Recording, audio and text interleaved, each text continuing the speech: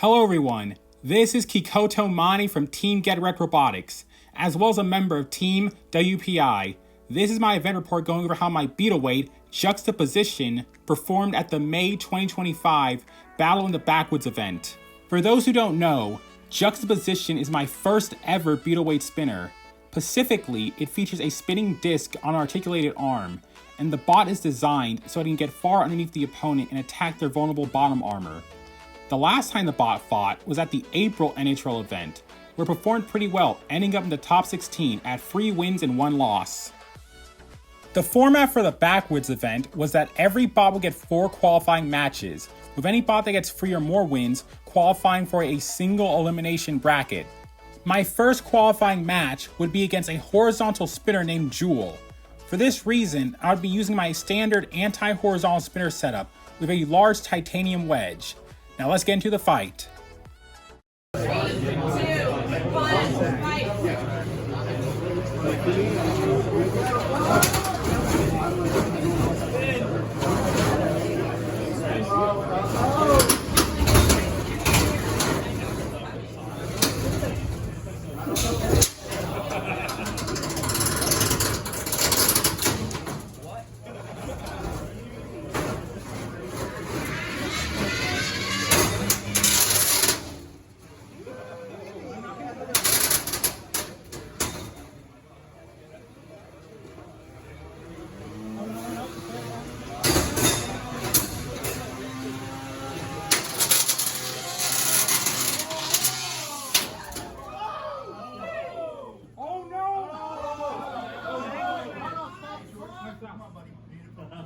Alright, 3, 2, 1, fight! Move, Max.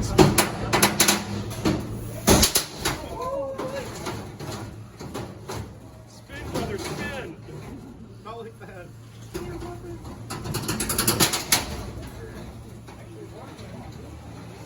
There we go.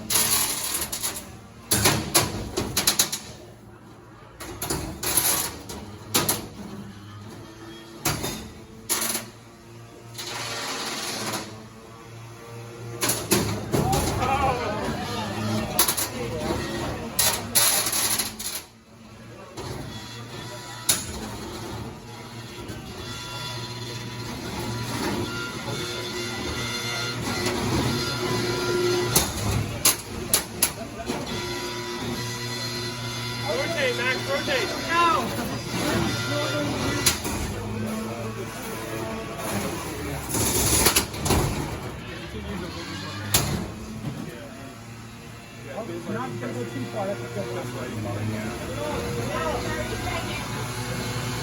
There it is! Go down on him!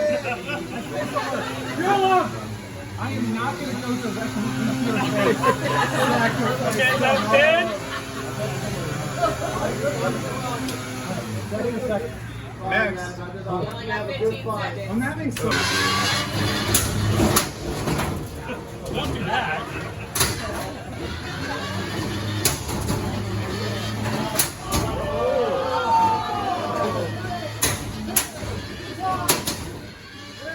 Not.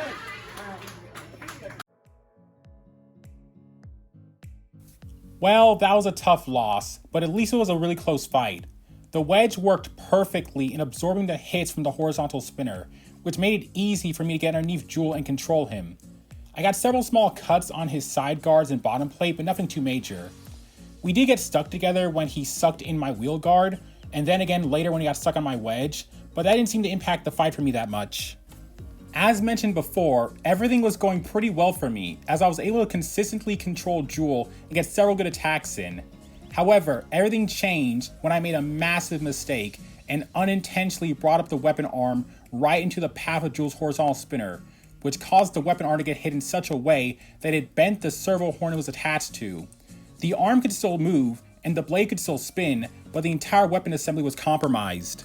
To make matters even worse, it seems that hit Joule got on my right wheel guard earlier was way more damaging than I initially thought, as within the last few seconds of the fight, my right wheel comes off completely. This was the one thing that ultimately killed my chances of winning. One of the judges even told me that had my wheel not fallen off right at the end, then I likely would have won the match. I imagine the weapon arm getting damaged was also a key factor in Joule getting the win, which is why I really regret putting the weapon in harm's way when I shouldn't have. I'll take this as a tough lesson to pick my shots more carefully for next time. Juxtaposition's second qualifying fight would be against the Power of Friendship's evil twin known as the Power of Evil. The Power of Evil is a wedge multibot consisting of a blue wedge bot that weighs 2 pounds and another wedge bot that weighs 1 pound. These wedge bots may not look very threatening at first, but they are very good at controlling opponents and they've done really well at other competitions. I have a lot of experience driving multibots, but can I actually beat one? Let's find out now. 2, 1, fight! The picture wouldn't have been an issue on that. I don't know. Gotta release the hold in 5, 4.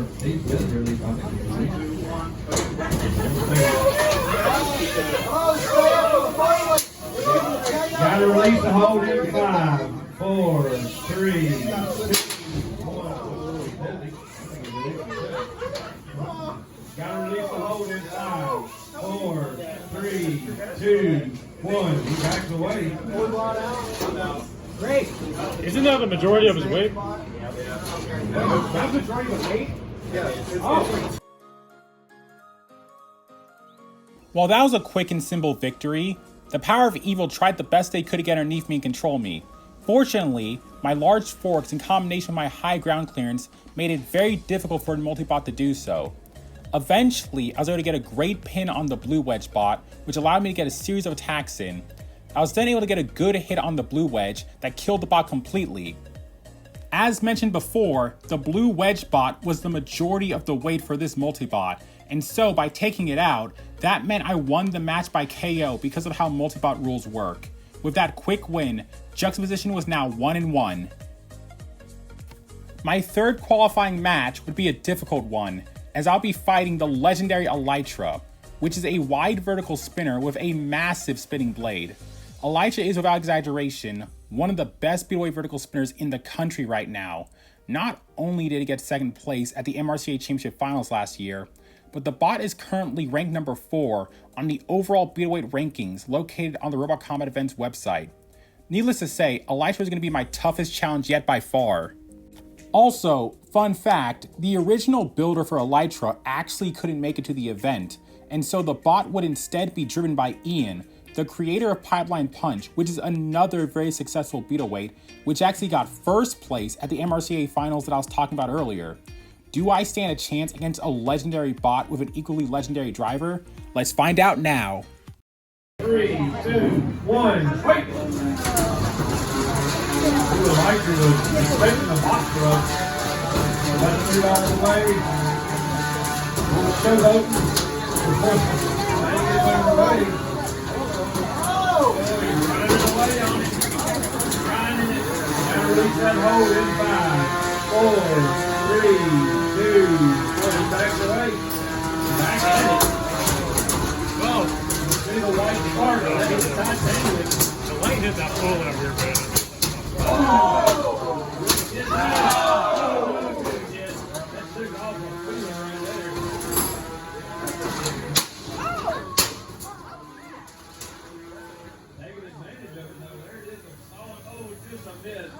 Gotta release that hold in 5, 4, 3, 2, 1. Back away, it's cruising. Go right back into it. Oh, he's going to round it away now.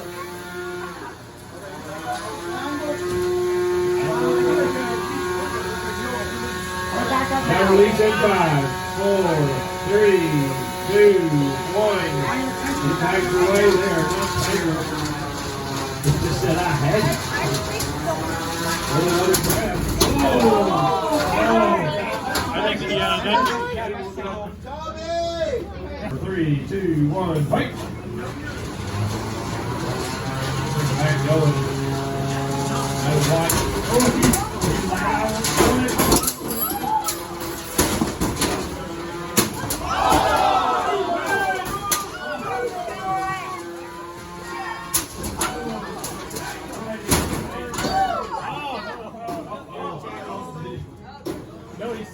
Are you serious?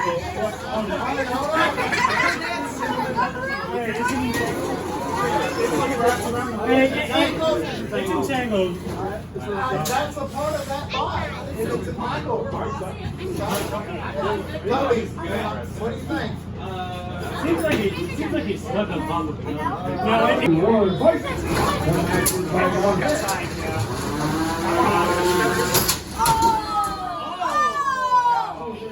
Tap out. that's a knockout. That's just... 10, 9, 8, 7, 5,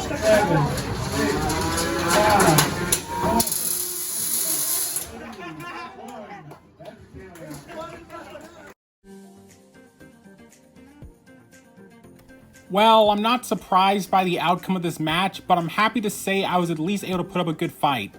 It seems that I actually had the superior fork geometry, as whenever we went head to head, I won the ground game, which allowed me to get underneath Elytra and control him quite well. Even after getting one of my side guards ripped off, I kept doing everything I could to pin Elytra as much as possible. The bots eventually got stuck together, and after the unstick is where everything goes downhill. One small dry mistake from me was all Elytra needed to take advantage and to start getting a series of brutal attacks in, which caused significant damage to Juxtaposition. Specifically, one of those hits managed to dislodge the entire weapon assembly.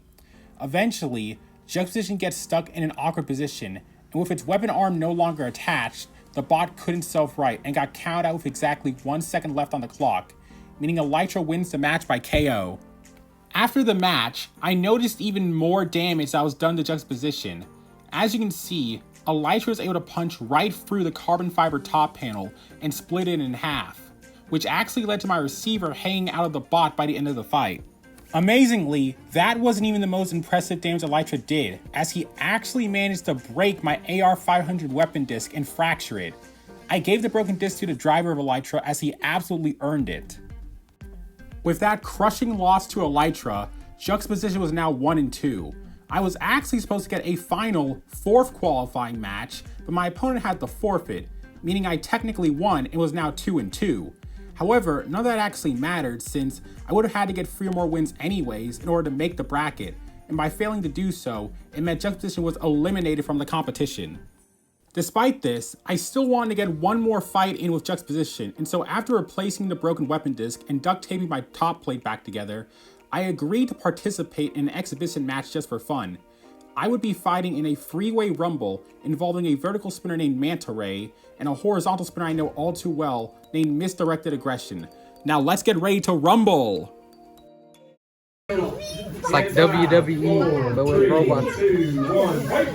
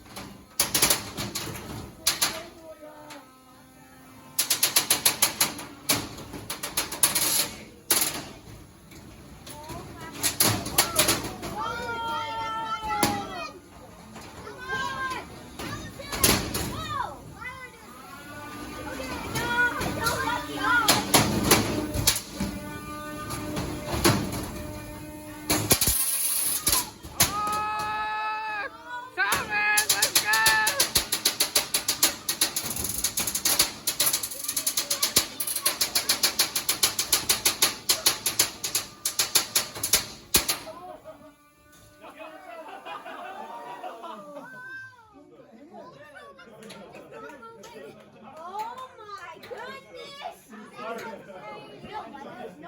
Cinema. Good. Aggressive tapping. Aggressive tapping.